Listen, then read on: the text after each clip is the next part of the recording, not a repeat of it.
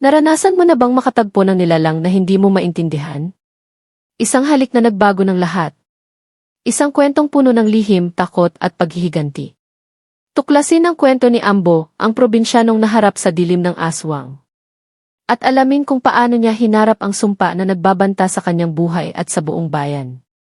Manood hanggang sa dulo dahil ang tunay na katotohanan ay higit pa sa iyong inaasahan. Si Tio Ambo ay isang simpleng magsasaka mula sa liblib na baryo ng San Roque. Tahimik ang kanyang buhay. Araw-araw ay bukid, gabi-gabi ay bahay. Pero isang gabi ng kabilugan ng buwan, nagbago ang lahat. Habang pauwi siya mula sa tabing ilog, naramdaman niyang may nakamasid.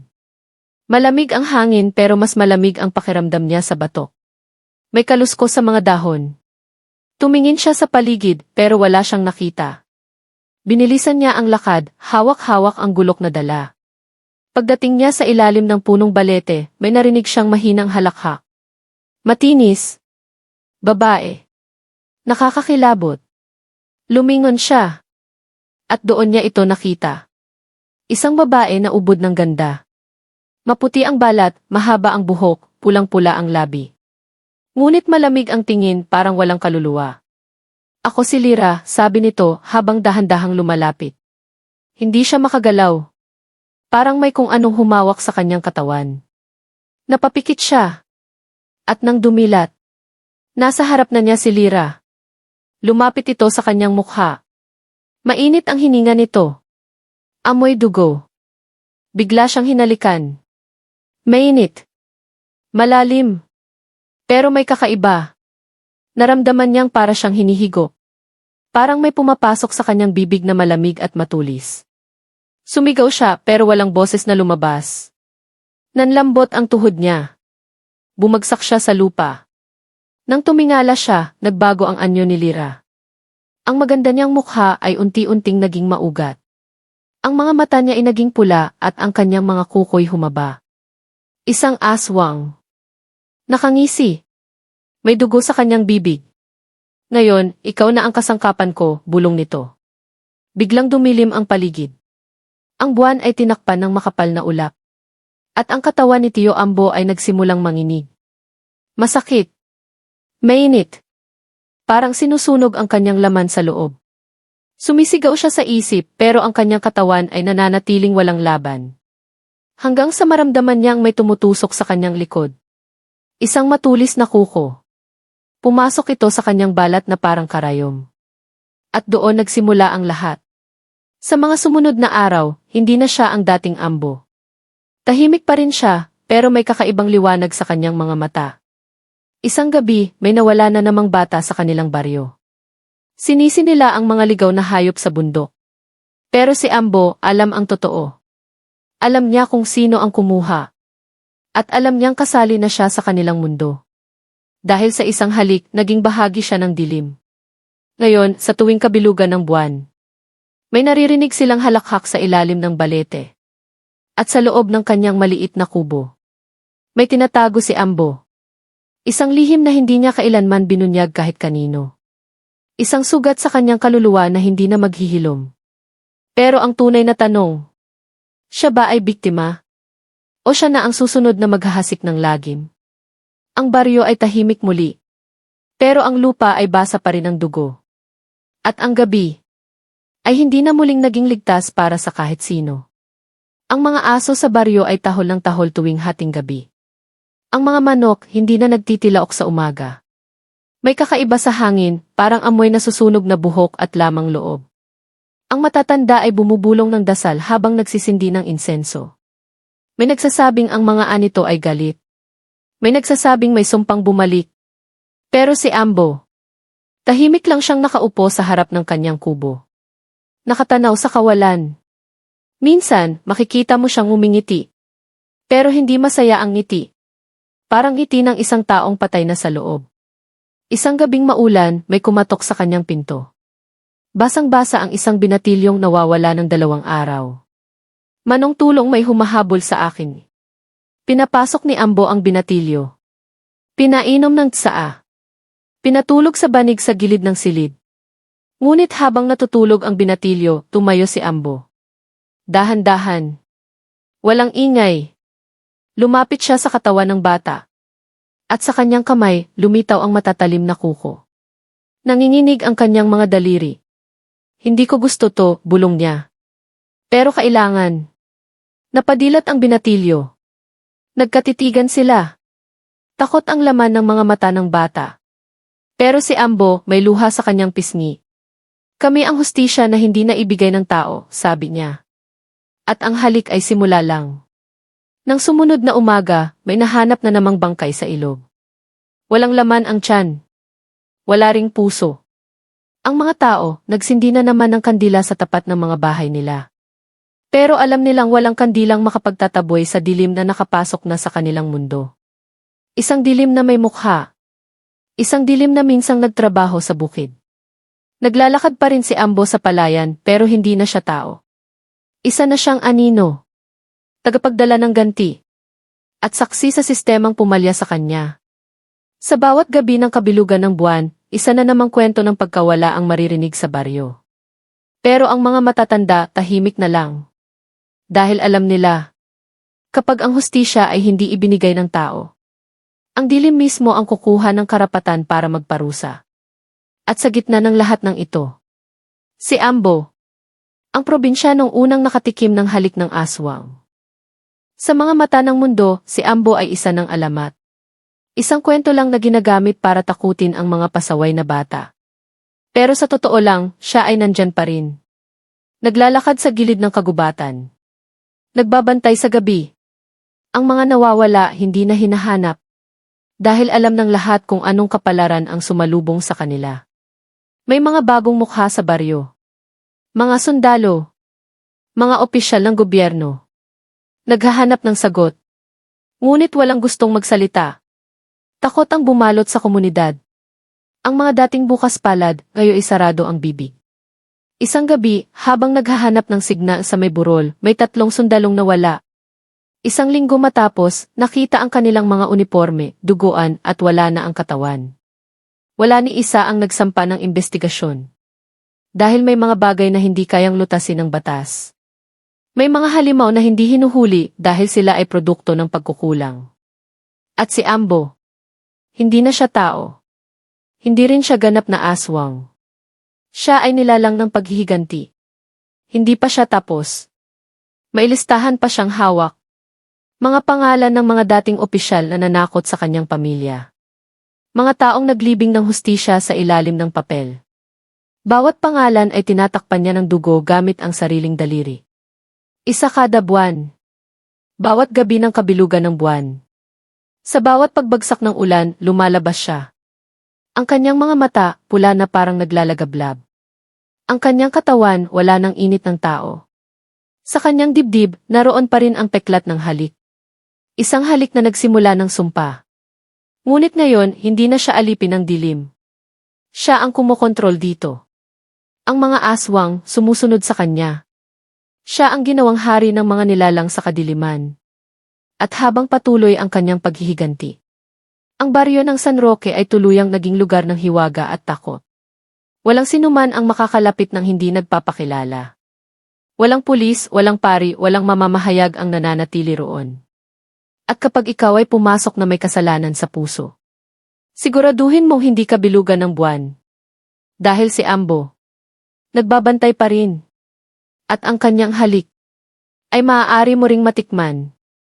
Sa unang dampi ng hangin, mararamdaman mo ang lamig na hindi galing sa panahon. Parang may humahaplo sa batok mo. Parang may matang sumusunod sa bawat galaw mo. Hindi mo man siya makita, pero alam mong naroon siya. Tahimik. Nagmamasid. Hindi kanya gagalawin kung malinis ang budhi mo. Pero kung may tinatago kang kasalanan, kung may ginawa kang mali at iniwan mo ito sa nakaraan, siya ang magbabalik nito sa harap mo. At hindi sapat ang paghingi ng tawad. Hindi sapat ang pagsisisi. Dahil para kay Ambo, ang tunay na hustisya ay hindi basta pinapatawad. Ito ay isinusumpa. May kwento ang mga bata sa baryo. Tuwing gabi, may naririnig daw silang boses na bumubulong mula sa kagubatan. Isang halik lang ni. Isang halik lang at tapos na ang lahat. At sa umaga, may isa na namang nawawala. Pero walang naghahanap. Dahil sa San Roque, ang pagkawala ay bahagi na ng buhay. Bahagi na ng takot. At si Ambo, na minsang biktima ng sistemang bulok, ay naging tagapaghatid ng katarungan sa paraang hindi inaasahan. Hindi sa korte. Hindi sa kumbento. Kundi sa gitna ng dilim. Sa ilalim ng buwan. Sa halik ng aswang na binigyan siya ng bagong buhay. Isang buhay na hindi niya pinili. Pero isang buhay na kanyang niyakap. Dahil sa mundong ito, ang hustisya ay hindi palaging puti at itim. Minsan, kulay dugo ito. At amoy bulok na laman. At sa bawat halik ni Ambo, isang kaluluwa ang nawawala sa mundo. At isang kasalanan ang binabayaran ng dugo. May isang araw na dumating ang isang batang abogado mula sa Maynila. Bitbit ang kumpiyansa, dala ang batas. Gusto niyang ilathala ang kwento ni Ambo. Gusto niyang patunayan na ang lahat ay kathang-isip lamang. Isang alamat na gawa-gawa ng mga matatanda. Isang panakot. Dumiretso siya sa baryo, dala ang kamera at recorder. Nag-interview siya ng mga residente. Pero lahat ng tanong niya ay sinagot ng katahimikan. Ngunit sa huli, may isang matandang babae ang nagsalita. Anak, kung gusto mong mabuhay, umalis ka bago lumubog ang araw. Umiti lang ang abogado. Sisikat ako sa kwentong to, sabi niya. Kinagabihan, pumasok siya sa kagubatan. Sinundan ang direksyon papunta sa lumang kubo ni Ambo. Bitbit ang ilaw, ang kamera, at ang kayabangan. Tahimik ang paligid. Walang huni ng kuliglig. Walang ihip ng hangin. Parang patay ang paligid. Hanggang sa makarinig siya ng yapak. Mabagal. Mabigat. Paikot-ikot sa kanya. May tao ba dyan? Sigaw niya. Walang sumagot. Hanggang sa bigla siyang lamunin ng dilim. Naubos ang baterya ng ilaw. Hindi niya makita ang kanyang kamay sa harap ng mukha. At sa gitna ng kadiliman, may dumampi sa kanyang labi. Mainit. Basa. At puno ng sakit. Napahiyaw siya. Pero walang tunog. Gusto niyang tumakbo. Pero hindi siya makagalaw. Naramdaman niyang may pumapasok sa kanyang katawan. Parang usok. Parang apoy. At narinig niya ang tinig ni Ambo. Matalino ka nga, pero hindi mo naiintindihan. Hindi ito kwento. Hindi ito alamat. Ito ay paghihiganti. Nang sumunod na araw, natagpuan ang kamera sa paanan ng puno ng balete. Basag. May bakas ng dugo sa lente. Ngunit walang katawan. At sa file ng video, isang huling recording ang natira. Isang bulong. Mahina. Halos hindi marinig. Ang halik ng aswang ay walang kapatawaran. Mula noon, wala nang bumalik sa baryo para mag-imbestiga. At si Ambo, patuloy sa kanyang paglilinis ng kasalanan ng mundong makasalanan. Isa-isang nawawala ang mga may utang sa lipunan. At sa bawat pagkawala, may usok na umaangat sa kagubatan. Usok na maihalimulyak ng dugo. At sa ilalim ng buwan, si Ambo ay muling humahalik. Isang gabi, ang hangin ay mas mabigat kaysa dati. Parang may dala itong mga lihim, mga iyak at mga huling hininga. Ang mga dahon ng punong kahoy ay hindi gumagalaw, ngunit may ingay na parang bulungan sa hangin. Sa gitna ng kagubatan, isang ritual ang nagaganap. Nakapalibot ang mga nilalang ng dilim, mga aswang, mambabarang, tikbalang at engkanto. Tahimik silang lahat. Nasa gitna nila si Ambo. Hubad ang kanyang dibdib at sa kanyang balat ay may mga simbolo ng sinaunang sulat. May hawak siyang kutsilyong gawa sa buto ng tao. Sa harap niya ay isang katawan ng opisyal ng bayan, ang dating mayor. Ang taong minsang nagpatahimik sa kanyang pamilya gamit ang salapi at dahas. Ngayon, tahimik na rin ito. Wala nang kapangyarihan. Wala nang pangalan. Sinimulan ni Ambo ang dasal sa isang wikang matagal ng kinalimutan. Bawat salita ay parang kumakalabog sa kalikasan. Ang lupa ay umuuga. Ang apoy ay lumalaki. At ang buwan ay tila lalong lumalapit. Isang halik muli ang ibinaba ni Ambo sa labi ng bangkay. At sa isang iglap, nagliyab ito. Nagpupumiglas ang kaluluwa na tila gustong kumawala sa katawan.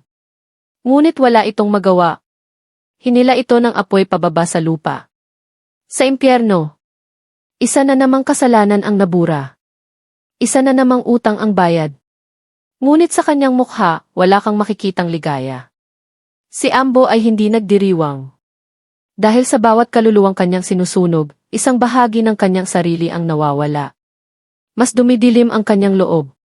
Mas nagiging halimaw siya kaysa tao. Ngunit hindi siya tumitigil. Dahil may natitira pang mga pangalan. At habang hindi pa tapos ang listahan, patuloy ang kanyang paglalakad sa dilim. Patuloy ang kanyang halik ng kamatayan. At sa bawat halik, isang panibagong gabi ng takot ang isinusulat. Hindi sa libro, kundi sa mga bangungot ng mga taong may kasalanan. At kung sakaling isang araw, magising kang may malamig na hangin sa iyong kwarto. At may pulang marka sa iyong labi. Huwag mo nang tanungin kung sino ang dumalaw. Dahil ang halik ni Ambo ay hindi mo makakalimutan. At kapag naramdaman mong parang may humaplos sa buhok mo habang natutulog, o kaya ay may aninong dumaan sa gilid ng mata mo habang nakapikit, huwag kang gagalaw. Huwag kang titingin. Dahil baka siya na iyon. Si Ambo. Hindi mo kailangang tumakbo. Hindi mo rin kailangang sumigaw. Kapag dumating siya, wala nang kwentang ang ingay. Ang tanging magliligtas sa iyo ay ang iyong konsensya. Malinis ba ang puso mo? May tinago ka bang lihim? May sinaktan ka bang inosente at hindi mo pa rin inaamin hanggang ngayon? Dahil kung meron, lalapit siya sa iyo. Hindi mo maririnig ang kanyang yapak. Hindi mo mararamdaman ang kanyang paglapit. Pero mararamdaman mo ang kanyang hininga sa batok mo. Mainit. Malalim. Parang buntong hininga ng isang nilalang na sawang-sawa na sa kasinungalingan ng mundo. At bago mo pa mabuksan ang iyong mga mata, isang halik ang selyado sa iyong labi. Mula sa isang nilalang na minsang tao rin. Isang lalaking binigo ng hustisya. Isang probinsyanong inagawa ng pamilya, ng dangal at ng pagkatao. Ngunit ngayon may kapangyarihang mas malalim pa sa batas. Mas madilim pa sa gabi.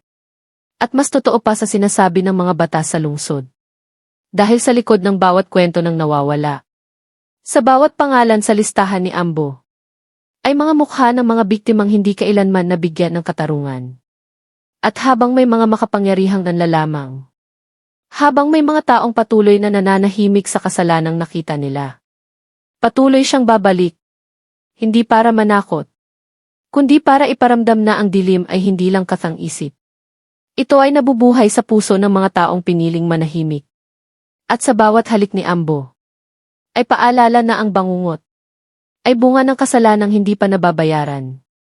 At sa bawat bangungot na iyon, may sigaw na hindi maririnig ng iba. Sigaw na nakakulong sa loob ng isipan ng mga makasalanan. Paulit-ulit. Walang humpay. Isang tinig na bumubulong sa gabi. Babayaran mo ito. At kapag dumating ang gabi na hindi ka na makatulog, kapag ang bawat kaluskos sa bubong ay tila may dalang panganib. Kapag ang mga anino sa sulok ng kwarto ay gumagalaw kahit walang hangin. Alam mong malapit na siya. Ang probinsyanong ginising ng kirot. Pinasan ang galit. At yumakap sa dilim. Hindi para sirain ang mundo. Kundi para ibalik ang balanse sa isang mundong bulag sa katarungan. Wala siyang awa. Hindi dahil siya ay halimaw. Kundi dahil ang mundo ay hindi rin naging maawain sa kanya. Ang mga nauna sa listahan ay mga lalaking may baril, badge at pangalan. Ngayon, lumalawak ang kanyang paghahanap. Mga may mataas na posisyon. Mga itinuturing na marangal. Mga taong nakangiti sa telebisyon pero may dugo sa kamay. Hindi sila ligtas. Hindi sila kayang protektahan ng kanilang pera, simbahan o media. Dahil ang halik ni Ambo ay hindi napipili ng estado. Ito ay parusa mula sa mundong hindi natin nakikita. At kung sakaling isang araw ay may maramdaman kang malamig na hangin sa isang lugar na dapat ay mainit. Kung may amoy dugo sa hangin kahit walang sugat. Kung tumahimik ang paligid sa hindi maipaliwanag na dahilan. Alam mong may dumaan. O baka, ikaw na ang susunod. Hindi mo maririnig ang kanyang pagdating. Wala siyang ingay. Wala siyang anino. Pero ang bigat ng kanyang presensya ay parang bato sa dibdib. Ang hangin ay nagiging mapakla. Ang paligid ay lumalabo. At ang oras, parang humihinto. Isang kisap mata at mararamdaman mo na lang ang kanyang mga mata. Nakatitig sa'yo. Walang galit. Walang awa. Tanging paghusga. Hindi mo na kailangang humingi ng tawad. Huli na para doon. Hindi mo na rin kailangang magpaliwanag. Dahil alam na niya ang lahat. Lahat ng lihim na inilibing mo sa katahimikan. Lahat ng kirot na iniwan mo sa iba. Lahat ng kasalanang ginawang biro sa harap ng batas. Ngayon, ang kabayaran ay nasa harap mo. At wala kang masusuhulan. Wala kang matatakbuhan. Ang kanyang halik ay hindi romantiko. Hindi ito pagmamahal. Ito ay sumpa. Isang marka ng wakas. Isang paalala na ang hustisya ay darating kahit saan yung hindi mo inaasahan. At kapag natanggap mo na ang halik ni Ambo, hindi mo na muling makikita ang araw. Dahil ang kaluluwa mo ay kakainin ng mga alaala ng kasalanan.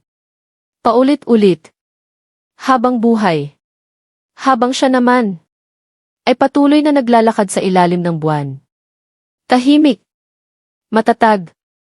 Walang iniiyakan. Walang kinakaawaan. Dahil ang halik ng aswang ay hindi katang-isip. Ito ay hatol. At si Ambo, ang probinsya nung minsang naging biktima, ngayon ay ang kamatayan ng lahat ng biktimador. At sa bawat halik na kanyang ibinaba, isang kwento ng kasamaan ang natatapos. Isang kwento ng pagdurusa ang muling nabubura. Ngunit habang dumarami ang kanyang nabibigyang parusa, mas lalong nawawala ang kanyang pagkatao. Mas lumalalim ang kanyang uhaw sa hustisya. Hindi na niya alam kung saan nagtatapos ang kanyang misyon. At kung saan nagsisimula ang kanyang pagiging halimaw. Ang kanyang mga mata, dati puno ng luha. Ngayon tila salamin na lang ng bangungot ng bawat makasalanan. Wala nang init ang kanyang haplos. Wala nang damdamin ang kanyang halik. Puro lamig. Puro sakit. Hanggang sa isang gabi, tumigil siya sa gitna ng kagubatan. Tahimik. Nakahawak sa kanyang dibdib. Hindi dahil sa sakit, kundi dahil sa isang pakiramdam na matagal na niyang hindi naranasan. Pagdududa. Sa unang pagkakataon, tinanong niya ang sarili. Ako pa ba ito? Ako pa ba si Ambo? Ngunit bago niya masagot ang sarili, may mga anino na namang sumulpot mula sa dilim. Mga bagong pangalan. Mga bagong kasalanan. At muli, pinili niyang kalimutan ang tanong. Dahil ang mundo ay hindi pa tapos magkasala. At habang ang gabi ay may kinikimkim na kasinungalingan. Habang may umiiyak sa ilalim ng katahimikan. Habang may mga pusong ninakawan ng katarungan. Si Ambo ay mananatili sa dilim. Tahimik na tagapaghatid ng parusa. Walang pangalan. Walang mukha. Tanging halik ng hatol. Sa huling sandali bago siya muling lumisan. Isang maliit na bata ang lumapit sa kanya. Matang walang takot, ngunit puno ng pag-asa. Sino ka? Tanong ng bata. Bakit ka nandito sa dilim? Napatingin si Ambo sa inosenteng mukha. Sa unang pagkakataon, naisip niyang baka may pag-asa pa. Mula ako sa sakit at galit ng mundo, sagot niya ng mabagal. Ngunit hindi ako nais na maging halimaw. Ako'y tagapagbigay lamang ng hustisya sa mga nilalang na hindi pinapakinggan. Tumingin ang bata sa kanya ng malalim. Pwede ba akong maging tulad mo? Pwede ba akong tumulong sa pagwawasto ng mali? Napangiti si Ambo ng bahagya. Hindi madali ang landas na ito. Ito ay puno ng kadiliman at pagdurusa. Ngunit sa puso niya, isang bagong apoy ang nagsimulang umalab. Isang pag-asa na hindi pa siya nag-iisa. At habang ang buwan ay patuloy na nagliliwanag sa madilim na langit, si Ambo ay muling nagsimulang maglakad. Ngunit ngayon, dala niya ang isang bagong pangarap. Na hindi na lamang siya ang mag-iisa sa laban. Na sa kabila ng dilim, may liwanag na maaaring magbigay daan. At sa kanyang paglakad, ang halik ng aswang ay naging paalala. Na kahit sa pinakamadilim na gabi, may pag-asa pa rin na magising ang hustisya. Ngunit hindi lahat ng tao ay handang tanggapin ang liwanag na iyon. Marami pa ring nagtatago sa anino ng kasinungalingan at kasamaan. Ang mga pusong sugatan at mga isyong nakabaon sa nakaraan ay patuloy na bumabalot sa kanilang mga buhay. At sa bawat sulok ng bayan, may mga bulong na nagsasabing si Ambo ay hindi nagbabago. Na siya pa rin ang aswang na nagpaparusa sa mga makasalanan. Ngunit sa kabila ng mga iyon, ang batang nagtatanong ay naging simbolo ng pag-asa. Dala niya ang liwanag na unti-unting kumakalat sa madilim na kagubatan. Mga taong handang harapin ang kanilang mga kasalanan. Handang tumanggap ng hustisya kahit na mahirap. At habang lumalawak ang liwanag, unti-unting humupa ang takot ng mga tao sa San Roque. Hindi dahil sa wala na si Ambo, kundi dahil natutunan nilang ang tunay na lakas ay nagmumula sa pagtanggap at pagbabago. Ngayon, si Ambo ay hindi na lamang isang nilalang ng dilim, kundi isang alaala na nagsisilbing gabay. Na kahit ang pinakamadilim na kwento ay maaaring magtapos sa liwanag. At sa bawat halik na ibinibigay niya, ay isang paalala na ang hustisya ay hindi laging madali. Ngunit ito ay kailangan. Para sa bawat kaluluwa na naghahanap ng kapayapaan. Para sa bawat pusong naghahangad ng katarungan. At sa paglipas ng mga taon, ang kwento ni Ambo ay naging alamat na hindi lang tungkol sa takot, kundi tungkol sa pagbabago, pagpatawad at pag-asa. Ang mga tao sa San Roque ay nagsimulang magsabi na ang halik ng aswang ay hindi na isang sumpa, kundi isang paalala ng kanilang pagkatao. Na kahit sa pinakamadilim na gabi, may liwanag na handang sumalubong. Ngunit sa likod ng bawat liwanag, nananatili ang dilim na kailangang harapin. Dahil ang hustisya ay hindi nagtatapos sa isang halik lamang. Ito ay patuloy na laban, patuloy na paglalakbay. At si Ambo, bagamat nagbago, ay nananatiling bantay sa pagitan ng liwanag at dilim. Handang ipagtanggol ang mga inosente. At iparusa ang mga walang takot na lumalabag sa batas ng tao at ng kalikasan. At sa bawat sulok ng Pilipinas, may mga kwentong tulad ng sa San Roque. Mga kwentong nag-uugat sa tradisyon, sa paniniwala at sa paghahangad ng katarungan. Kaya't kapag narinig mo ang malamig na hangin sa gabi, at naramdaman mo ang halik na hindi mo inaasahan, alam mong may bantay na nagmamasid. Isang probinsyanong hindi kailanman titigil sa kanyang misyon. Isang aswang na nagdala ng hustisya. Si Ambo, ang halik ng aswang. Ngunit sa likod ng kanyang misyon, may mga tanong na hindi pa nasasagot. Ano nga ba ang tunay na hangganan ng hustisya? Hanggang kailan magpapatuloy ang kanyang paglalakad sa dilim? At sa bawat halik na kanyang ibinibigay, ano ang naiwan sa kanyang kaluluwa? Isang gabi, habang nag-iisa sa ilalim ng buwan, nakita ni Ambo ang sariling refleksyon sa tubig. Isang mukha na unti-unting nawawala ang pagkatao. Hindi na siya si Ambo ng dati. Isa na lamang siya sa mga nilalang ng gabi. Ngunit sa kanyang puso may pagnanais pa ring magbago. Kahit na ang mundo ay tila ayaw magpatawad. At sa sandaling iyon, naisip niya, baka ang tunay na laban ay hindi laban sa kasamaan sa labas, kundi laban sa kadiliman sa loob ng sarili. At habang tinatanggap niya ang kanyang sariling anino, nagpasya siyang baguhin ang kanyang landas. Hindi para itigil ang hustisya, kundi para humanap ng kapayapaan. Sa pagitan ng liwanag at dilim. At sa paglakad niya pabalik sa baryo, naging tahimik ang kagubatan. Parang naghintay na rin ito sa pagbabagong dala ni Ambo. Ngunit hindi lahat ng nilalang sa kagubatan ay handang tanggapin ang pagbabagong iyon. May mga matang nagmamasid mula sa kadiliman. Mga pusong puno pa rin ng galit at puot. Ang mga dating kasama ni Ambo, mga espiritu ng dilim, ay nanawagan sa kanya, humihiling na bumalik sa dati niyang landas. Ngunit si Ambo, sa unang pagkakataon, ay tumanggi. Hindi dahil sa kahinaan, kundi dahil sa lakas ng kanyang loob at hangaring magbago. Sa kanyang pagbabalik sa baryo, tinulungan niya ang mga nasaktan. Pinawi ang takot ng mga tao. At hinikayat silang harapin ang kanilang mga kasalanan.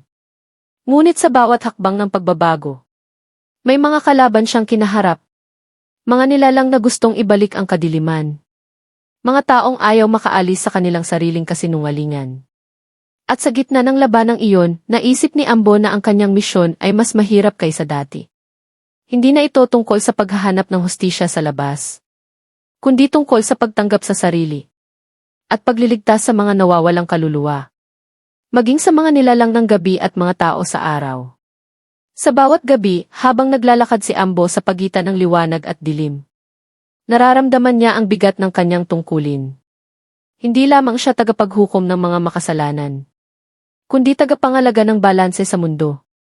Sa kanyang puso, dala-dala niya ang mga alaala ng nakaraan. Mga matang puno ng takot, mga halik ng kamatayan. At mga sigaw ng mga taong nawala ng pag-asa. Ngunit ngayon, may bago siyang layunin. Hindi na siya magpapadala sa galit at puot. Bagkus, magsisilbing gabay sa mga naliligaw. Isang ilaw sa madilim na kagubatan ng buhay. At habang patuloy ang kanyang paglalakad sa ilalim ng buwan, alam niyang ang kanyang kwento ay hindi pa tapos. Dahil sa mundo ng mga tao at ng mga nilalang ng gabi, may mga laban pa rin kailangang harapin. At si Ambo, ang probinsyanong nakatikim ng halik ng aswang, ay handang harapin ang mga ito. Mula sa dilim patungo sa liwanag, hanggang sa wakas ng kanyang paglalakbay. At sa bawat hakbang na kanyang tinatahak, naririnig niya ang bulong ng hangin. Mga tinig ng mga kaluluwang naghahanap ng kapanatagan. Hindi lahat ay handang tanggapin ang pagbabago. Ngunit si Ambo ay patuloy. Hindi sumusuko sa gitna ng unos at dilim. Minsan, sa isang malalim na gubat, nakita niya ang isang batang nawawala. Inosenteng naliligaw sa mundo ng mga nilalang ng gabi. Dito, tinuro niya ang landas ng liwanag. At sa unang pagkakataon, nararamdaman niya ang kapayapaan sa kanyang puso. Hindi lamang siya ang probinsyanong naharap sa halik ng aswang. Ngayon, siya rin ang pag-asa ng mga naliligaw. At sa paglipas ng panahon, ang kanyang kwento ay naging alamat. Isang kwento ng pagbabago, pag-asa at kapatawaran. Hindi lamang isang kwento ng takot, kundi isang paalala na kahit ang pinakamadilim na kaluluwa ay may kakayahang magbago at magmahal muli. At habang lumalalim ang gabi, ang mga bituin ay nagliliwanag sa langit. Parang mga mata ng mga naunang dumaan. Mga kaluluwang nagbantay at nagbigay ng gabay. Si Ambo ay nanatili sa ilalim ng buwan. Tahimik ngunit matatag. Handang harapin ang bawat hamon ng dilim at liwanag. Ang kanyang halik na minsang nagdala ng takot at puot, ngayon ay simbolo ng pag-asa at hustisya. At kahit saan siya magpunta, ang kwento niya ay magpapaalala sa lahat na ang tunay na lakas ay hindi nanggagaling sa galit, kundi sa tapang na harapin ang sarili. At sa pusong handang magmahal at magpatawad. At sa dulo ng kanyang paglalakbay, si Ambo ay naging higit pa sa isang alamat. Siya ay naging ilaw sa madilim na mundo. Ang probinsyanong nakatikim ng halik ng aswang, ngayon ay tagapagligtas ng mga nawawalang kaluluwa. At sa bawat umaga na sumisilip ang araw sa San Roque, dumarami ang mga kwento ng pagbabago at pag-asa. Mga kwento ng mga taong nagtagumpay laban sa kanilang mga takot. At mga pusong muling natutong magmahal. Hindi na sila natatakot sa dilim, sapagkat alam nilang may ilaw na gumagabay. Si Ambo, bagaman nananatili sa anino, ay naging bahagi ng kanilang kwento. Hindi bilang isang sumpa, kundi bilang isang paalala ng katatagan at pag-asa. At sa mga gabing tahimik, kapag ang hangin ay may dalang malamig na haplos, alam ng mga taga-baryo na ang probinsyanong nakatikim ng halik ng aswang ay nagbabantay pa rin. Handang tumulong sa mga nangangailangan. At patuloy na isinusulat ang kanyang kwento. Sa pagitan ng dilim at liwanag. Hanggang sa huli niyang hininga. Ngunit hindi kailanman mawawala ang mga tanong na bumabalot sa kanyang pagkatao. Sino ba talaga si Ambo? Isang tao lamang ba na naglakbay sa kadiliman? O isang nilalang na hinubog ng galit at paghihiganti? Sa bawat pagkakataon na siya'y nag-iisa sa gitna ng gabi, iniisip niya kung may lugar pa ba siya sa mundong ibabaw, kung saan ang hustisya ay madalas nakakalimutan, at ang mga kasalanan ay natatabunan ng panahon. Ngunit sa kabila ng lahat, si Ambo ay naniniwala sa posibilidad ng pagbabago. At kahit na ang kanyang halik ay naging alamat na, sa puso niya ay mailiwanag na patuloy na naglalakbay. Isang liwanag na nagmumula sa isang probinsyanong nanindigan, na kahit sa gitna ng dilim, ay naghangad ng hustisya at kapayapaan. At sa huli, ang kwento ni Ambo ay hindi lamang tungkol sa takot o kasamaan. Ito ay kwento ng isang probinsyanong nakaranas ng matinding sakit. Ngunit hindi nagpatinag. Isang tao na naharap sa dilim. Ngunit pinili ang liwanag. Isang alamat na patuloy na nabubuhay sa puso ng mga tao. Na nagsisilbing paalala na kahit sa gitna ng kadiliman, may pag-asa pa ring sumisikat. At sa bawat halik na iniwan ni Ambo, hindi lamang ito sumpa, kundi paalala na ang hustisya ay laging naroroon. Handang maghintay sa mga handang tumanggap nito. Ngunit sa likod ng bawat kwento, may mga lihim na nananatiling nakatago. Mga kwento na hindi pa lubos na nauunawaan. Sapagkat ang mundo ni Ambo ay isang mundo ng mga hangganan. Hangganan ng tao at nilalang. Hangganan ng liwanag at dilim. At hangganan ng hustisya at paghihiganti. At habang patuloy siyang naglalakad sa gitna ng mga hangganang iyon, tangan niya ang kanyang mga alaala, at ang kanyang pangakong hindi kailanman magpapadala sa dilim. Dahil kahit gaano man kadilim ang gabi, may liwanag pa ring nagmumula sa puso ng isang probinsyano. Isang probinsyanong nakatikim ng halik ng aswang. At nanatiling tao. At sa pag-ikot ng panahon, ang kwento ni Ambo ay naging bahagi na ng alamat ng bayan. Ito ay kwento ng pag-ibig, paghihiganti at pagtubos. Ngunit higit sa lahat, ito ay kwento ng katatagan ng isang probinsyano, na sa kabila ng kanyang karanasan sa halik ng aswang, ay nanatiling matatag at may puso. Hindi siya basta aswang o halimaw. Siya ay tao na naglalakad sa pagitan ng dalawang mundo. At patuloy na hinahanap ang kanyang lugar sa mundong ibabaw. Sa kanyang mga yapak, iniwan niya ang mga aral ng nakaraan. At nagbigay pag-asa sa mga susunod pang henerasyon. Kaya't sa tuwing maririnig mo ang hangin na humahaplos sa iyong balat, alam mong si Ambo ay nagbabantay pa rin. Isang probinsyanong nakatikim ng halik ng aswang. Ngunit higit sa lahat, isang tagapagtanggol ng hustisya at liwanag.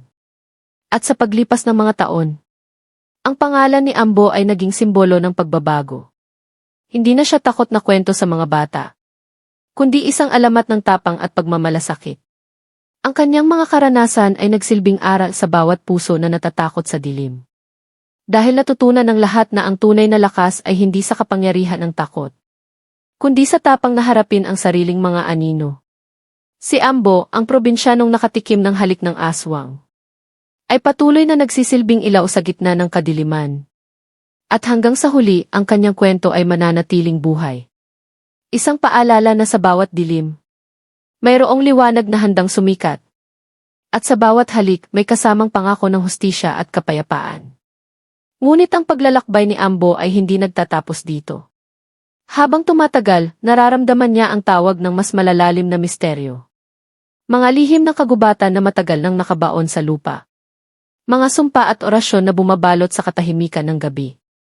Sa kabila ng kapayapaan na kanyang natagpuan, alam niyang may mas madidilim pang anino na kailangang harapin. Kaya't sa bawat gabing tahimik, si Ambo ay naghahanda, hindi lang bilang tagapagtanggol ng baryo, kundi bilang mandirigma ng pagitan ng mundo ng tao at ng mga nilalang ng dilim.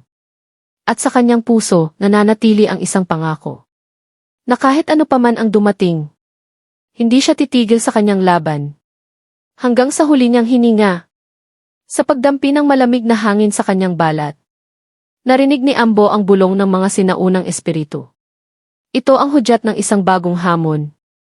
Isang pagsubok na higit pa sa mga naranasan niya noon. Sa likod ng mga anino ng kagubatan, may isang nilalang na matagal nang natutulog. Handang muling bumangon at guluhin ang kapayapaan ng San Roque. Ngunit si Ambo, matatag at handa, ay hindi magpapadala sa takot o panghihina. Sa kanyang mga mata, naglalagablab ang apoy ng determinasyon. Handa siyang harapin ang dilim, hindi bilang isang biktima, kundi bilang tagapagtanggol ng liwanag at hustisya. Ang laban ay nagsisimula muli. Ngunit ngayon, ang probinsyanong nakatikim ng halik ng aswang ay higit pa sa isang alamat. Siya ay mandirigma. At habang lumalalim ang gabi, ang hangin ay nagdala ng malamig na pangungusap. Si Ambo ay naglakad patungo sa puso ng kagubatan, kung saan nagtipon ang mga anino ng nakaraan at kasalukuyan. Naroon ang mga nilalang na matagal nang naghintay sa kanyang pagbabalik.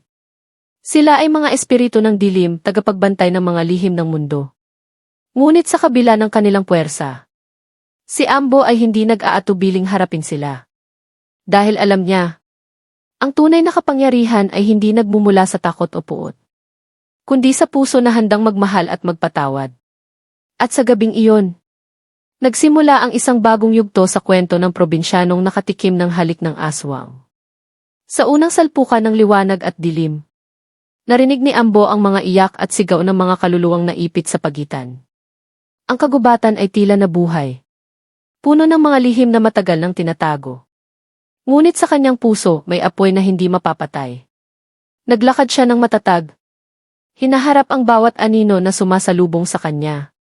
Ang halik ng aswang na minsang naging sumpa, ngayon ay naging sandata laban sa kadiliman.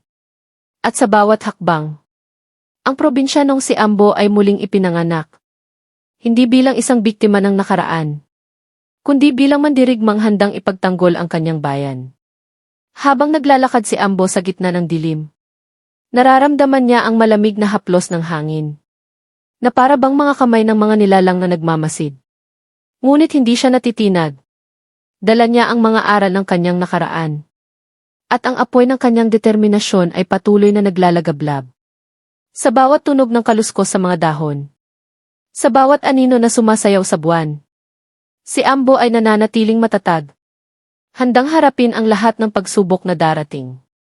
Ang probinsyanong nakatikim ng halik ng aswang ay hindi na lamang isang alamat ng takot, ngunit isang kwento ng lakas, tapang at pag-asa.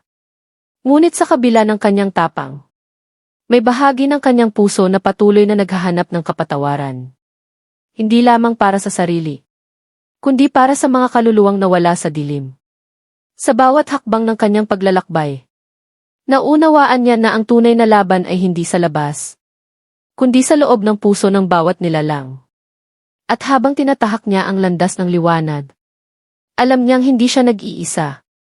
Dahil sa bawat sulok ng mundo, may mga tao ring naghahangad ng hustisya at kapayapaan. Si Ambo, ang probinsyanong nakatikim ng halik ng aswang, ay naging simbolo ng pag-asa. Isang paalala na kahit sa pinakamadilim na gabi, ang liwanag ay laging nagmumula sa puso ng tapang at pagmamahal. At sa bawat umaga na sumisikat ang araw, naririnig sa hangin ang mga kwento tungkol kay Ambo. Mga kwento ng isang probinsyanong lumaban sa dilim at nagtagumpay sa kanyang sariling laban. Ngunit hindi niya nilimot ang mga aral ng nakaraan, na ang tunay na lakas ay hindi nasusukat sa kapangyarihan, kundi sa kababaang loob at pagmamahal sa kapwa. Si Ambo ay patuloy na naglalakad, tanga ng apoy ng pag-asa sa puso. At ang kwento niya ay nagsisilbing gabay para sa mga susunod na henerasyon na maglalakbay sa pagitan ng liwanag at dilim. At kahit saan man siya mapadpad, ang kanyang pangalan ay mananatiling buhay. Bilang probinsyanong nakatikim ng halik ng aswang, at tagapagtanggol ng hustisya at kapayapaan. At sa huling pagsikat ng araw sa San Roque, tahimik na nanunuot ang liwanag sa bawat sulok ng baryo. Si Ambo, bagaman pagod at sugatan, ay nakatayo pa rin, matatag at mapayapa. Hindi na siya ang probinsyanong natatakot sa dilim, kundi ang mandirigmang pumili ng liwanag sa kabila ng lahat. Ang kanyang kwento ay naging paalala na sa mundong puno ng takot at kadiliman, ang tunay na lakas ay nagmumula sa puso, sa tapang at sa walang hanggang pag-asa. At kahit na ang mga halimaw ay magpatuloy sa pag-ikot, si Ambo ay mananatiling gabay, isang liwanag na hindi kailanman mamamatay, sa puso ng bawat probinsyano, at sa bawat kaluluwang naghahangad ng kapayapaan. Dito nagtatapos ang kwento ng probinsyanong nakatikim ng halik ng aswang. Ngunit ang aral at alaala niya ay mananatili magpakailanman.